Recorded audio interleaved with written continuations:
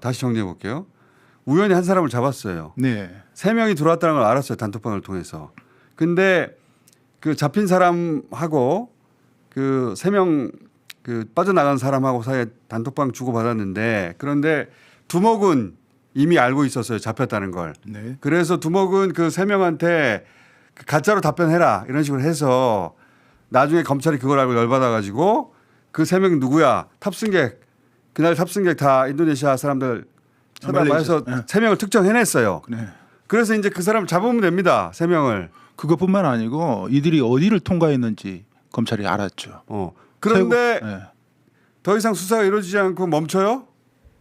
왜 그랬을까요? 이상하잖아요. 그거 이상한 일이네요, 진짜. 이들이 이거는 지금 그 대장님이 수사한 사건 말고 그 한참 전에 있었던 일이에요, 보니까. 그렇죠. 그래서 그 3명이 저희가 이제 나중에 명동 가서 확인을 했죠. 3명 이상인데 일단은 3명이라고 말씀을 드리고요. 3명인데 그들이 안전하게 출국을 한단 말이에요. 결국은 출국까지 해요? 당연히 출국 금지를 시켜야 되는데 그렇지. 특수직무유기예요. 이것만으로도 그 세 사람이 결국 출국합니까? 출국하고 계속해서 조직원들은 또 들어와요. 이거 이상하다. 네. 다시 또 들어와요, 한국에? 네. 그때가 이제 심우정 인천지검장이었고 그때 도망갔던 조직원들은 그 이후에는 안 들어와요. 지금 현재는 제가 확인한 바로는 그 3명은 다시 들어오지는. 네, 그들은 이미 드러났다고 생각을 하고 한번 봐줬는데 다시 들어오면은 이건 뭐 어쨌든 정상적으로 출국을 했다는 거죠. 출국을 했어요. 안전하게 출국했고 나머지 조직원들이 대체해서 계속 들어오죠. 이상하다. 그런데 심우정 인천지검장이 이 사건을 안 해요. 알면서. 야. 그리고 나서 계속 들어오다가 제가 23년 1월 23일부터 2월 27일까지 12차례 들어왔다고 제가 얘기한 바가 있습니다. 그 사람들이요? 말레이시아 조직원들 12명이 21명이 12차례 공항을 들락날락거려요. 많게는 6명에서 적게는 2명. 이건 나중에 이제 9월 10월에 수사하면서 아시게 된 거네요. 네. 나중에 알게 된 건데 너무너무 이상해요. 이상하네요. 네. 관세청이 열어줬다는 것은 제가 세관 직원들이 열어줬다는 것은 이해를 하겠는데 국정원의 그림자가 보이는 거예요. 국정원이요? 네. 국정원은 어디서 등장하는 겁니까? 인천공항에 국정원 분실이 있습니다. 있죠. 예. 방첩사도 있어요. 저도 압니다. 예. 예. 기가 막힐 노릇입니다. 제가 이 상황을 남들보다 더 깊이 알 수 있었던 이유가 2017년도에 제가 경정 진급을 하면서 인천공항경찰단 수사과장으로 1년 근무를 했어요. 공항 사정을 아시는구나. 네. 운명의 장난인 거죠. 제가 이걸 몰랐으면 시작을 못했을 건데 괜히 시작을 해서 윗분의 영린을 건드리게 된 거예요. 자, 첫 번째 이상한 대목은 진짜 그 검찰이 이 수사를 제대로 안 하고 막은 것처럼 보입니다. 말씀을 들어보니까. 그것도 이상한데 제가 더 근본적으로 이상하다고 생각하는 것은 그 국정원 얘기는 좀 이따 해주십시오. 그 용산에서 지켜보고 있다는 거 있잖아요. 네네. 그건 더 이상해요. 용산에 여기 이해가 있나? 용산이 이걸 막아서 얻는 이득이 있나? 자기 이익이 있지 않고서 용산이 나설 리가 없잖아요. 그걸 해석하고 고민하는데 상당한 시간이 걸렸고요. 자, 그럼 그게 제일 큰 질문이고 그 앞에 국정원 얘기하셨는데 국정원의 그림자는 어떻게 발견하신 거예요? 저도 이제 경찰도 제가 직책이 수사과장이었는데 수사과장도 공항에서는 권한이 막강합니다. 범죄 수사하면서 비행기 이륙을 멈출 수도 있는 그런 권한이 있어요. 국정원 담당자들하고 소통도 하고 그런 자리를 그러셨겠죠. 한 2번 정도 가졌는데 이들은 이렇습니다. 국정원이 모르면 귀신도 모른다. 요 정도의 자부심이 있어요. 그런데 경찰이 수사했던 나무도마에 숨겨온 마약 사건도 그렇지만 12명의 말레이시아 마약 조직원이 21명의 말레이시아 마약 조직원이 12번 공항을 침탈하는데 그것도 신체에 4kg씩 4kg의 필로폰을 메고 그것만 있는 게 아니에요. 가방이 있잖아요. 캐리어가 있잖아요. 기내 휴대할 수 있는 캐리어. 이건 엑스레이 검사를 국내에서 안 하니까 입국할 때 공항에서 안 하니까요. 이런 상황에서 국정원이 몰랐다? 이상하잖아요. 더군다나 한 사람이 검거됐는데 예, 그 2월 5일 검거되기 전까지는 변명을 할 수 있는데 네. 그때 이제 한 명 검거되고 여러 명이 도망가면서 난리가 났어요. 공항에서는 모든 안보기관이 총동원돼서 스캔을 하기 시작할 겁니다. 국정원이 모른다는 말이 네. 아니죠, 그 사건을. 그런데 이 사람들이 마약을 맸다는 사실도 4kg씩 신체 부착하고 도망갔다는 사실도 국정원도 이제는 알 수밖에 변명도 못하고 알 수밖에 없는데 그 캐리어가 문제잖아요.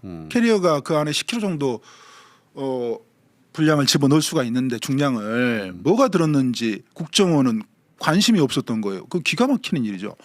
총기가 들었는지 폭발물이 들었는지 예, 화학물질이 들었는지 마약이 들었는지 국정원은 목숨을 걸고 추적해서 확인을 해야 되는데 그거 그 제가 알기로는 그 트렁크가 비행기에서 내려져서 그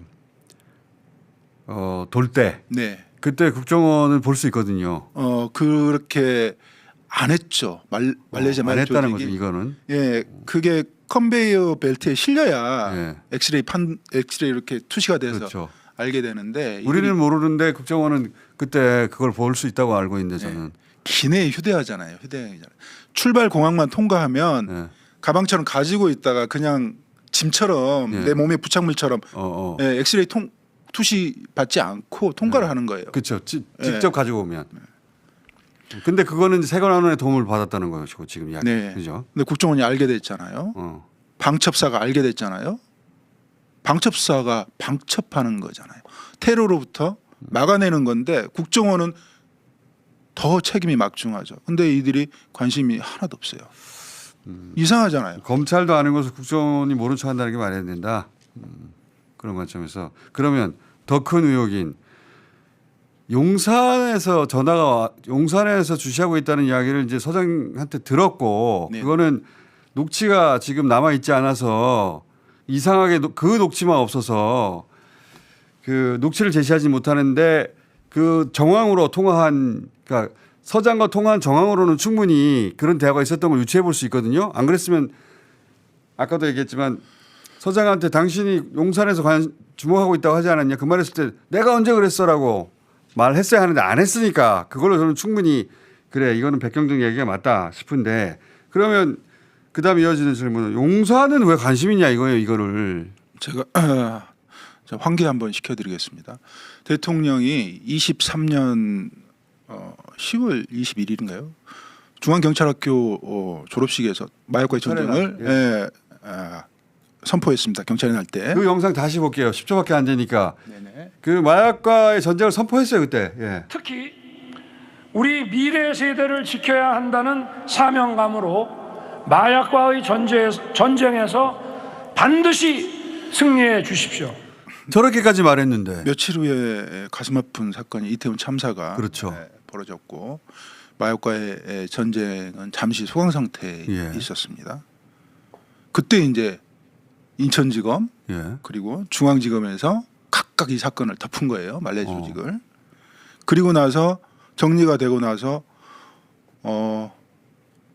23년 4월 초순경으로 제가 기억을 하는데 한동훈 장관이 그동안 목소리를 계속 내왔는데 이때 아주 강력한 목소리를 내기 시작합니다. 악소리 날 때까지 처벌하겠다. 마약과의 전쟁까지 얘기하기 시작했죠. 그러면서 뭐 정의의 사도가 됐죠. 총사령관이었으니까 마약과의 전쟁에서 그다음 이원석 검찰총장이 선봉장이었고요. 그럴 때부터 이제 그 저희 경찰이 바빠지기 시작했어요. 경찰청장부터 시작해가지고 9차례 회의를 했으니까 전기능을 모아놓고 근데 실제로 이제 서류만으로 회의한 것도 있으니까 제가 8차례 정도 릴레이 연석 회의를 했는데 어마한 압력이 있어. 어마무시한 압력이 가해진 거죠. 대통령이 마약과 전쟁을 선포하고 한동훈 장관이 총사령관이 됐고 이원석 검찰총장이 대검의 컨트롤 타워를 설치하면서 선봉장이 됐는데 이 마약 사건을 영등포에서 정말 잘한 사건을 진행하고 있는데 하지 말라고 압력을 가하는 겁니다. 그게 이상하죠. 누가 할 수 있겠습니까? 대통령 자신이거나 그러니까 그보다 더 높은 사람이 이 대통령이 마약과의 전쟁 선포했는데 그거를 막을 수 있는 사람이 누가 있냐는 거죠. 감히 한동훈 장관도 막을 수가 없죠. 그렇죠. 용산에서 누가 전했냐는 거예요. 이게. 대통령 자신이거나 대통령보다 높은 사람이어야 되는데 대통령보다 대통령보다 높은 사람은 한 분 계시지만 그분도 대통령을 통해서 명령을 전달할 수밖에 없거든요. 그렇죠. 이 간단한 얘기를 깊게 고민할 필요가 없는데 이 간단한 얘기를 해석하는데 너무 오래 걸렸고요. 그러면 왜 그랬을까 하는 의문이 남잖아요. 그게 지금 의심하시기로는 대통령이 마약과의 전쟁을 선언했는데 그런데 이 마약과의 전쟁에서 중요한 승리를 한 사건을 막았다. 그럼 대통령이 지시한 것을 막았다면 대통령보다 힘이 센 사람이다. 아 그런가? 이렇게 이어진 거예요. 지금 생각이. 예. 거기까지는 알겠습니다. 네. 그 다음에는요. 거기까지는 이제 합리적인 얘기인데 그러면 왜 그랬을까? 왜 그랬을까요? 도대체 처음에 알려진 바로는 영등포 경찰서에 제가 브리핑을 할 때 세관 직원들이 연루가 됐는데 그중에 핵심적으로 가담한 직원들이 4명이다. 네네. 이런 얘기 정도였거든요. 예. 근데 그러면 그들이 도대체 뭐라고 그러니까요. 뭐 임성근 사단장 구명노비 그다음에 조병로 경무원 구명노비 그런 의혹도 있지만 이들이 도대체 뭐라고 그렇게 구명노비가 됐나라는 첫 번째 의심이 들었어요. 네네. 그러면 왜 이들을 그렇게 목숨 걸고 자기가 전쟁을 선포한 것을 명령을 거둬들이면 신뢰가 깨질 텐데 그렇죠. 권위가 떨어질 텐데 네. 왜 이렇게 공무원 사회에서 이제 믿지 않을 텐데 왜 이러지? 그런 생각을 하잖아요. 그렇죠. 누구나 그렇게 생각 드는 의문인데 네. 저도 그렇게 이상했는데 이 사람들이 어떤 역할을 했지? 제가 이제 고민이 생겨서 이 사람들과 세관과 그 높으신 분들의 일가에 대해서 무슨 내용인지 알아야 되니까 관심을 갖기 시작했고 혼자만의 수사를 시작하셨네요. 말하자면 우리 직원들을 개입시킬 수가 없었어요. 우리 직원들은 감당할 수가 없어요. 너무 큰일이죠. 아마 제 옆에 있었으면 큰 사달이 났을 겁니다. 우리 직원들은. 그래서 제가 이 외압 사건은 직원들과 배제됐고 적대적인 관계를 좀 유지하는 그런 모양새를 취했죠. 니네들은 당신들은 이 사건에 대해서 전혀 모른다. 그거 알려고 하지도 마라. 백경정이 또라이여서 그렇다라고 그냥 생각해라. 네네. 그런 취지로. 네. 알게 되면 그렇죠. 그들은 보고해야 되잖아요. 무슨 얘기인지 알겠습니다. 예. 그래서 혼자 수사를 하신 거예요. 예. 근데 이제 제가 표를 하나 가지고 있는데 그 1월 23일부터 2월 27일 그 공항을 들락날락 그런 표를 가지고 있는데 그걸 완성하는데 한 6개월 걸렸거든요. 예. 중앙지검에서 사건을 덮었다는 것은 더 충격적인 건데 그런 내용들을 표를 만들었고 또 관세청 스스로도 공범들을 특정한 게 있어요. 감추고 있었는데 제가 그거 알아서 가지고 와가지고 표를 만들었는데 그걸 보면서 이제 해석이 어느 정도 된 거죠. 세관 직원들이 구명노비를 했으면 그 이후에 범죄는 없어야죠. 목숨을 살려줬는데 그 이후에도 계속 들어오잖아요. 그런 일이 있고 나서도 계속 그 마약 조직원들이 들락합니까?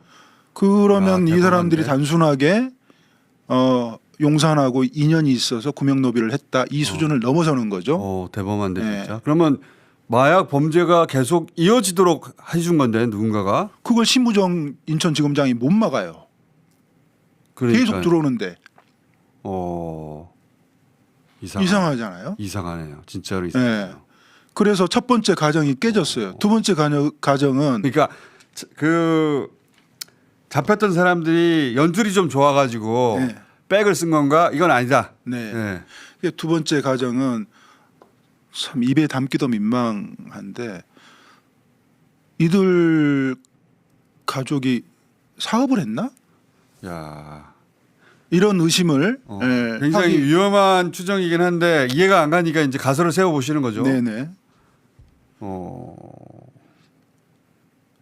입에 더 얘기하시면 너무 위험할 것 같은데 그런 얘기들을 네. 제가 뭐 여기서 이제 공식적으로 다 할 수는 없는데 다 할 수는 없지만 계속 그런 가설도 주장을 세워서 해왔어요. 그런 네. 가설을 세워서 또 수사도 해보셨다. 야. 인천지검장인 심우정이 그걸 막지 못하고 공범들이 들락날락 거리는 것을 알고 있었잖아요. 네. 그때 중앙지검에서 이 사건을 일단락을 시켜요. 2월 27일 날. 예. 근데 이게 너무 이상한 거예요. 자, 왜 그렇게 생각하셨을 수밖에 없는 정황은 제가 이해했고, 그러면 지금부터 이제 그 제대로 수사를 해야 하는 건데, 우선 검찰이 직접 나서서 합동 수사한다는 거는 말이 안 된다고 기자회견을 하셨고, 네네. 그렇게 해서 근데 이제 상설 특검이 이 사건 관련해서는 이미 그 출범에 있잖아요. 네네. 상설 특검만 이제 지명하면 되는데 우선은 3개 특검 처리하고 상설 특검으로 가는 거는 그럼 부족합니까? 코끼리가 있으면 그 정도 인원으로는 코끼리 뒷다리 정도는 그려낼 수 있을 겁니다. 상설 특검이 규모가 좀 작죠. 네. 예, 상설 특검이라 그 특검으로는 이거 전체를 밝혀낼 수 없을 것 같다고 생각하시는 거군요. 네, 당연하고요. 근데 일단 이제 상설 특검이 출범해 있으니까 지명만 하면 되니까 이걸로 먼저 수사가 굴러가게 하는 것도 한 방편이잖아요. 그 부분에 대해서 제가 이제 공무원이니까 예. 그렇다부터 말씀드리는 건 적절치 않은데 이 상설 특검의 가장 큰 문제가 뭐냐면 마약 외압 사건이라는 제목입니다. 그 외압의 피해 당사자가 백혜령이잖아요. 여기 백혜령 경정인데 제가 그 수사팀에 합류를 못합니다. 수사의 당사자죠. 피해 당사자니까. 아 그렇게 설정하면은 네, 참고인 자격으로 저 불려다니다가 이런 얘기들을 이렇게 하게 되면 하루 이틀 얘기해가지고 부족하거든요. 그리고 나를 피해자로 조사하는 구도로는 안 되고 네네. 내가 수사했던 것도 같이 수사할 수 있는 구도로 만들어줘야 된다. 이런 복잡하고 치밀하게 덮었던 촘촘히 덮었던 이런 내용들을 저만 알고 있잖아요. 그러니까 오랫동안 한 2년 가까이 이 사건에 매달려서 혼자 수사한 것들이 많이 있는데 보니까 예. 제가 자료도 정리하고 그 고초를 겪으면서 버텨냈던 게 언젠가는 이 사건을 내가 수사를 해서 이걸 밝혀내고 정말 한적한 곳에 가서 명예롭게 정년퇴직을 해야 되겠다 그런 욕심이 있었거든요. 근데 그게 안 되게 생겼잖아요. 더군다나 검찰이 합수팀을 꾸려가지고 튀어나왔잖아요. 그 합수팀을 총지휘하는 대검 마약 조직부의 그 담당 검사. 지휘자가 최고 책임자가 거기 이제 검사장급인데 그 밑에서 실질적으로 지휘하는 사람이 마약 관리관인데 이 사건을 덮었던 주체예요. 아 당사자. 예. 그런데 제가 어떻게 그런 사실을 알고 견딜 수 있겠습니까? 가장 우려했던 부분이고 제가 이 사건의 외압이 시작될 때 이런 사태가 오면 절대 안 되겠다고 걱정을 하고 이런 상황이 생기면 절대 안 되겠다고 생각을 해서 수사 기록 곳곳에 제가 장치를 해놨어요. 검찰이 나서면 경찰은 이 사건 덮으면 직무유기로 처벌됩니다. 본인들은 수사하겠다고 우리 사건도 수사할 거야 이러면서 기소 안 하고 공소 유지 안 해버리면 그들은 빠져나가는 거고 경찰만 바보가 되는 거거든요. 그런 경우가 많죠. 수많은 사람들이 구속될 겁니다. 이 마약 사건은 특수직무유기이기 때문에 그래서 우리는 직무유기하지 않았다. 그런 흔적들을 제가 곳곳에 장치를 심어놓고 버텼어요. 이런 상황이 벌어지면 반드시 그렇게 됩니다. 그런 경우가 경찰에 뒤집어씌고 검찰 빠져나가는 경우 많죠. 그럼요. 이렇게 검찰이 위기에 처했을 때 아주 고전적인 수법인데 검찰이 언론과 경찰보다 훨씬 더 가깝고 언론을 잘 이용할 수 있기 때문에 경찰은 이 올가미에서 벗어나지 못합니다. 뻔하게 당할 수 있는 그런 위험을 지휘부에서 백혜룡과 백혜룡 수사팀이 니네들이 안고 가라. 이렇게 압력을 계속 가했던 거거든요, 사실은. 경찰대 출신들, 고시 출신들 우리 지휘부에 장악하고 있잖아요. 그들이 뭐 바보라서 머리가 부족해서 그러겠습니까? 너무 똑똑해서 이런 짓을 하는 거거든요. 앞으로 그런 일이 벌어질까봐 미리 장치를 많이 해두셨고, 그래서 지금 이제 바라시는 거는 제대로 수사할 수 있는 조직이 필요하다. 그게 상설특검이 물론 대검보다는 훨씬 나은데 규모가 좀 부족하다는 말씀이잖아요. 그렇습니다. 네. 상설특검으로 가다가 별도 특검을 할 수도 있겠네요. 시작이 저는 중요하다고 봅니다. 네. 아예 처음부터. 이 수사는 특히나 경찰 수사는 제가 그 투명 수채화에 비유하는데 이 수사는 정말 투명 수채화처럼 가야 됩니다. 스케치 연필로 그린 것부터 명암 그다음에 명암 색칠한 부분부터 해가지고 스케치부터 진행 과정 투명해야 되고요. 그 출구 전략도 국민들께 대충 이런 식의 출구 전략이 있을 거다라고 고하면서 가야 되는 사안인데 상설 특검으로 착수하게 되면 어림없죠.